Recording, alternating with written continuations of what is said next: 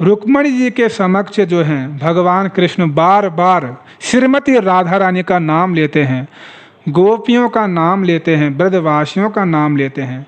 रुक्मणी सत्यभामा बैठी हुई हैं और उनके सामने जोर जोर से हे राधे तुम कहाँ हो, हे ललिता तुम कहाँ हो, इस प्रकार जोर जोर से जो है पुकारते हैं और मूर्छित हो पड़ते हैं। तो यह कैसे सहन हो सकता है रुक्मणी जी को और सत्यभामा को कि हमारा पति हमारे सामने जो है किसी और स्त्री का नाम ले, वह भी इतने विरह में। ये सहन नहीं होगा, किसी भी नारी के लिए ये सहन नहीं होगा। तो रुक्मणी जी जो हैं बहुत दिनों से सोचती है कि आखिर उस राधा रानी में क्या है जिनको भगवान कृष्ण अभी तक नहीं भूले हैं। हम लोग कृष्ण की इतनी सेवा करते हैं, विवाह किए हुए 30-32 साल बीत गए, आज तक कृष्ण ने हमारा नाम नहीं लिया कि रुक्मणी तुम कहाँ हो, सत्यभामा तुम कहाँ हो। हमें तो ऐसे नहीं पुकारा विरह भाव में। राधिका जी को क्यों पुकारता है, ललिता विशाखा को क्यों पुकारता है। ब्रजवासियों को छोड़े हुए इतना समय हो गया, लेकिन आज भी उन वृंदावन की गोपियों ने कृष्ण के हृदय में एक छत्र राज कर रखा है। ऐसा उन ब्रज गोपियों में क्या है, क्या है उन ब्रज गोपियों में जो भगवान कृष्ण उनको नहीं भुला पाते हैं। बताइए क्या है।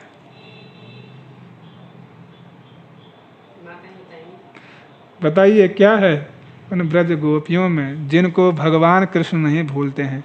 भगवान कृष्ण का ऐसा साहस कि रुक्मणी सत्यभामा जैसी प्रमुख पटरानियों के समक्ष भगवान क्या कर रहे हैं,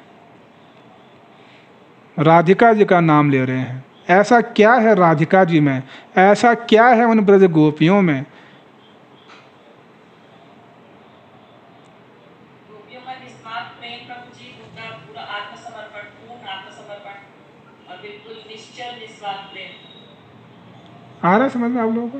नहीं आ रहा? आ रहा है।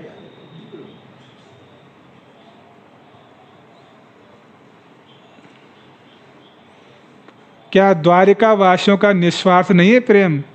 रुक्मणी जी भगवान की पटरानी हैं, उनका प्रेम क्या कम है? उनके प्रेम में क्या स्वार्थ दिख गया आपको?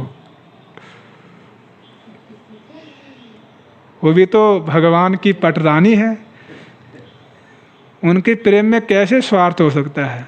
माधुर्य भाव में है। भगवान कृष्ण सत्यभामा के कितने वशीभूत हैं, सोचिए। सत्यभामा के प्रेम के वशीभूत हैं। सत्यभामा कहती है मेरे लिए पारिजात पुष्प ले आओ स्वर्ग से, तो भगवान कृष्ण इंद्र से लड़कर भी ले आते हैं। तो कितना प्रेम है कि नहीं प्रेम? तो ऐसा क्या है ब्रजवासियों में, विशेषकर गोपियों में, जिनको कृष्ण जो है आज भी याद करते हैं द्वारिका में।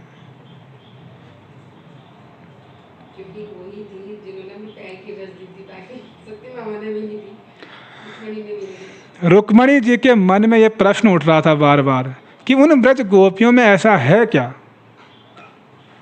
जो जिनको कृष्ण आज तक नहीं भूल पाए हैं।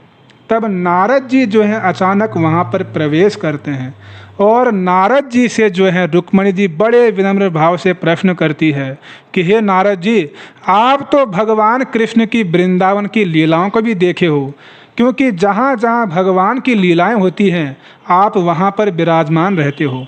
आप बताइए हमको कि उन ब्रज की गोपियों में ऐसा क्या है जिनको कृष्ण आज तक नहीं भूले हैं। तब नारद जी जो हैं रुक्मणी जी को कहते हैं, हे रुक्मणी, आप जो हैं बहुत ही उचित प्रश्न किए हैं, बहुत ही अच्छा प्रश्न किया है आपने। मैं आपको बतलाता हूँ कि कृष्ण जो है आज भी ब्रजवासियों को क्यों याद करते हैं। क्योंकि वृंदावन की गोपियों के प्रेम में और आप लोगों के प्रेम में थोड़ा बहुत अंतर है। क्या अंतर है? ब्रज की गोपियों का कृष्ण के प्रति अनन्य प्रेम है। कैसा प्रेम है? अनन्य प्रेम। श्याम गति श्याम मति, श्याम ही है प्राणपति, श्याम तन श्याम मन श्याम ही हमारो धन। सब कुछ श्याम सुंदर है, लेकिन तुम्हारा भी कृष्ण के प्रति प्रेम तो है, लेकिन बंटा हुआ है कई भागों में, अनन्यता नहीं है।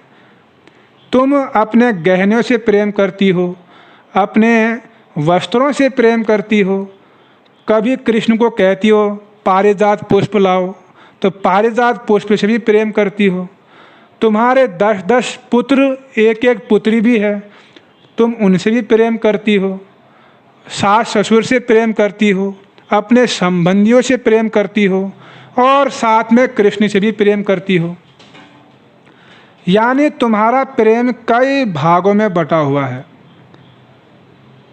कृष्ण से डिमांड भी करती हो तुम कि मेरे लिए कुछ न कुछ ले आओ, गहने ले आओ, साड़ियाँ ले आओ, पुष्प ले आओ, कृष्ण से कुछ न कुछ मांगती रहती हो। तो तुम्हारा प्रेम कई भागों में बंट चुका है। लेकिन ब्रज की गोपियों को देखो आप, ब्रज की गोपियाँ कभी कृष्ण से कुछ नहीं मांगती हैं, कोई डिमांड नहीं करती हैं। कृष्ण के सुख में सुख, कृष्ण के दुख में दुख, और कृष्ण के लिए उन्होंने अपने परिवार को छोड़ दिया, बच्चों को छोड़ दिया, पतियों को छोड़ दिया। पति सुतान्वया भ्रातृ बांधवा अति विलंघ्यते अच्युता गताः। गोपी गीत में वर्णन आया पति सुतान्वया भ्रातृ बांधवा, कि पतियों को, भ्राताओं को, परिवार को, बच्चों को, सबको त्याग कर एकमात्र कृष्ण के पास जाती हैं। समाज का भय, गुरुजनों का भय और लोक मर्यादा सब कुछ छोड़कर, वेद धर्म भी छोड़कर कहाँ चली जाती हैं? कृष्ण के पास चली जाती हैं। ऐसा उनका अनन्य प्रेम कृष्ण के प्रति।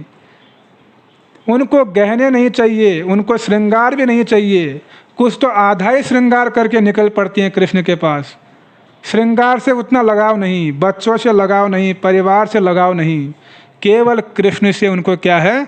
लगाव है। कृष्ण के लिए वो पागल हैं रात दिन।